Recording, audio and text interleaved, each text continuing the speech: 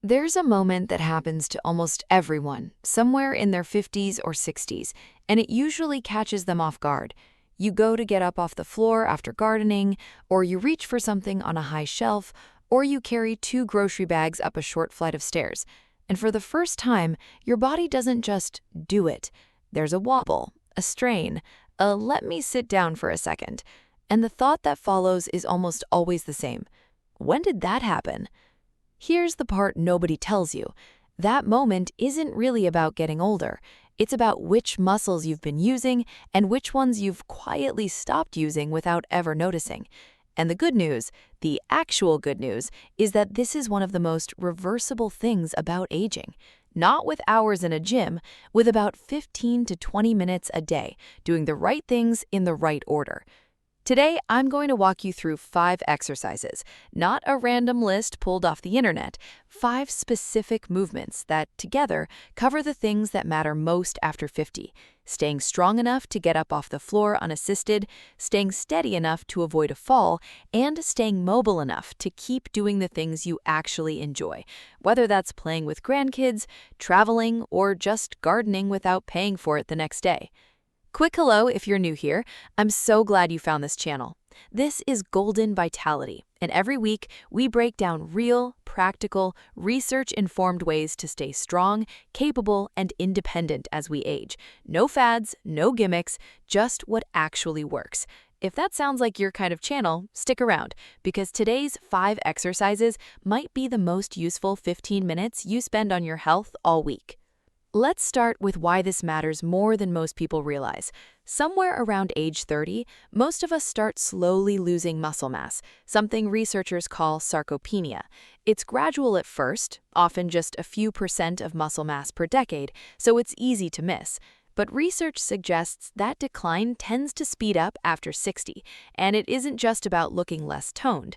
Less muscle means a slower metabolism, more strain on your joints, a higher risk of falling, and less independence doing everyday tasks. Here's the encouraging part, though. Multiple studies have shown that people can rebuild meaningful strength well into their 70s and 80s with consistent, appropriate exercise. Your muscles don't know how old you are. They just respond to what you ask them to do. So with that in mind, let's get into the 5. Number 1, the sit to stand. This might be the single most underrated exercise for anyone over 50. And I say that because it's not really an exercise. It's a rehearsal for real life. Every single day, you sit down and stand up dozens of times, from your bed, from a chair, from your car, from the toilet. The ability to do that smoothly without using your arms to push yourself up is one of the clearest markers of functional strength as we age. In fact, some researchers use exactly this movement, how many times you can do it in 30 seconds, as a simple way to estimate lower body strength and even predict fall risk. Here's how to do it. Sit toward the front edge of a sturdy chair, feet flat on the floor, hip width apart. Lean your chest slightly forward and press through your heels to stand all the way up, squeezing your glutes at the top. Then lower yourself back down slowly and with control, rather than dropping into the seat. That control on the way down is doing just as much work as the standing up part. Aim for 2 sets of 10 to 15 repetitions. If that's too challenging right now, that's completely fine. Use your hands on the armrests for support and gradually reduce how much you rely on them over time. If it's too easy, hold something with a bit of weight against your chest, like a book or a light dumbbell, or try slowing the whole movement down to make it harder without adding load. One mistake I see constantly with this movement is people using momentum, rocking forward hard, and basically launching themselves up out of the chair. That might get you standing, but it skips right past the strength-building part of the exercise, which is the slow, controlled push through your legs. Slow it down. If it feels almost too easy to be doing anything, you're probably doing it exactly right. Number 2, the standing march with balance hold.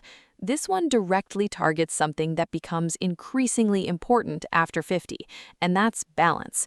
Falls are one of the leading causes of injury and loss of independence in older adults, and one of the biggest, most fixable contributors to that risk is simply losing practice with balancing on one leg, something most of us do without thinking about it when we're younger and more active.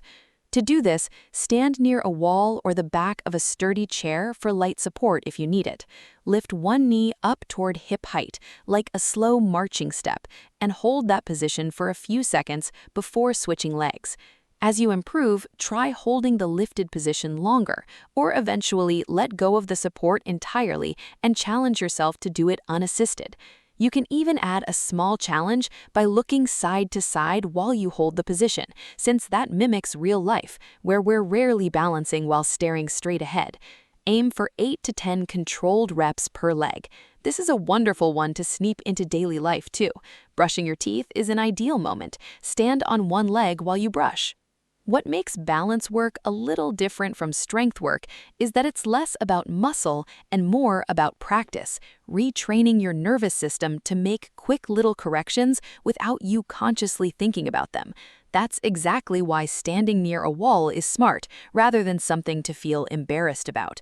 The goal isn't to prove you don't need support, it's to build the skills safely, the same way you'd want a spotter nearby the first time you try something new at the gym. Progress here often shows up in small, almost invisible ways at first. An extra second of hold time, one less wobble than last week, and then one day you noticed you caught yourself on uneven ground without even thinking about it. Number 3, the wall or incline push-up. Upper body strength tends to get less attention in over 50 fitness advice, but it matters enormously for everyday independence. Think about how often you push yourself up out of bed, catch yourself if you stumble, push open a heavy door, or lift a suitcase into an overhead bin. All of that relies on pressing strength through your chest, shoulders, and arms. If full push-ups on the floor aren't comfortable for you right now, and for most people over 50, they genuinely aren't the starting point, a wall push-up or an incline push-up against a sturdy countertop is an excellent entry point that still builds real strength. Stand facing a wall or place your hands on a stable countertop with your body at an angle, hands roughly shoulder-width apart. Keeping your body in a straight line from head to heel, bend your elbows to lower your chest toward the wall or counter, then press back to the starting position. Aim for 2 sets of 10 to 12. As this gets easier, you can increase the challenge by moving your feet further from the wall or transitioning to an incline against something lower, gradually working your way toward the floor over months, not days. There is absolutely no rush here. Consistency matters far more than speed of progress. Number 4, the standing hip hinge, sometimes called a good morning or a modified deadlift pattern. This is the exercise most people skip, and it might be the one that prevents the most back pain and injury. So many everyday movements, picking up a bag of dog food, lifting a grandchild, loading the dishwasher, involve bending forward at the hips. When people don't practice this movement pattern with control, they tend to round through the lower back instead, which is a significant contributor to back strain and injury as we age. To practice it safely, stand with feet hip-width apart, knees very slightly bent, and place your hands on your hips or let them hang naturally in front of you.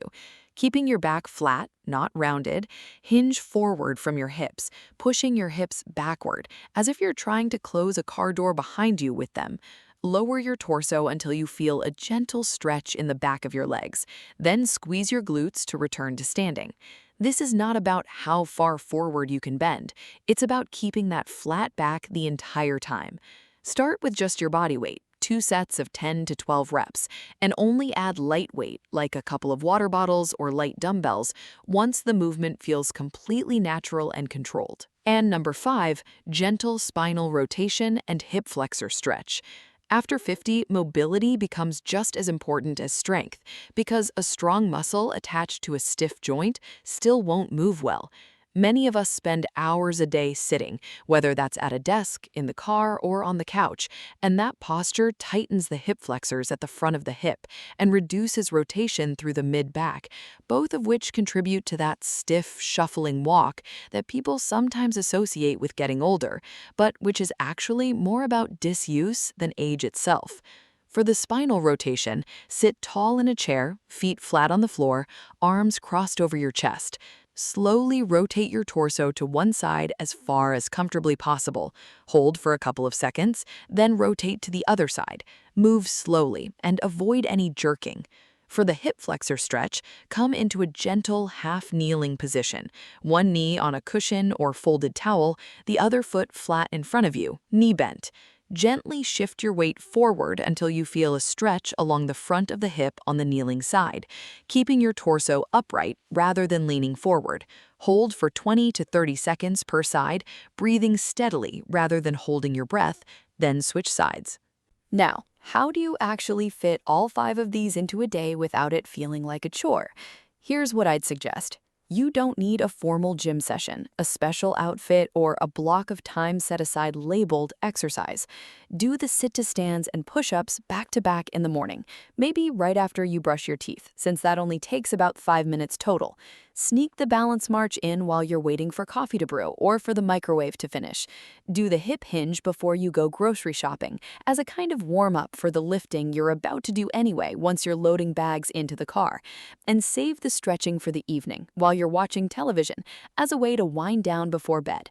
Spread out like that across moments you're already living through, the whole thing barely feels like exercise at all. It just becomes part of the texture of your day, the way brushing your teeth or making coffee already is.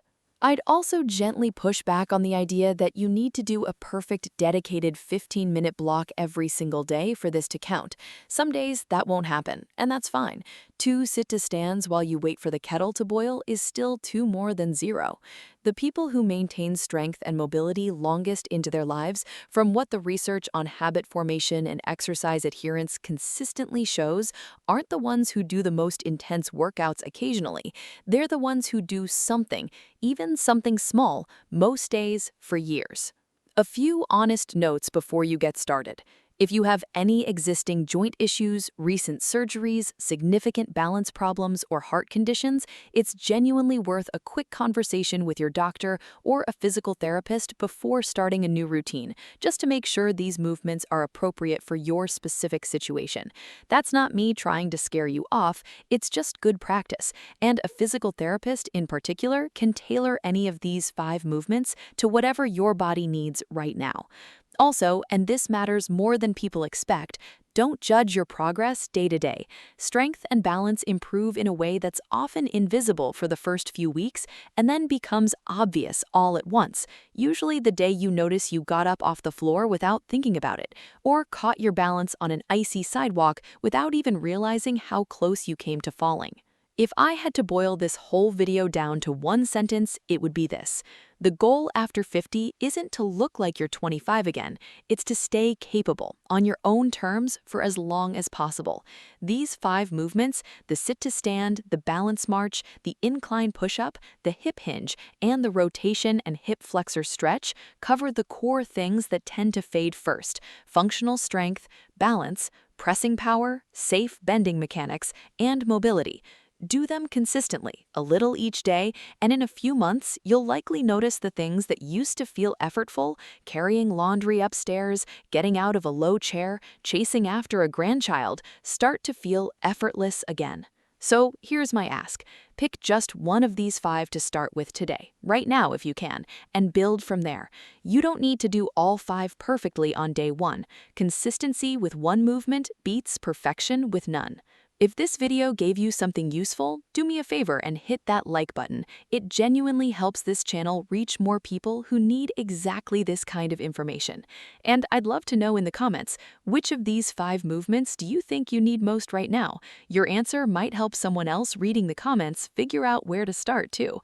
And if you're serious about staying strong, steady, and independent as you age, subscribe to Golden Vitality. I put out videos like this every single week, practical, honest, and grounded in what the research actually says, because you deserve real answers, not empty promises about your health. Thanks so much for spending this time with me today. Take care of yourselves, and I'll see you in the next one.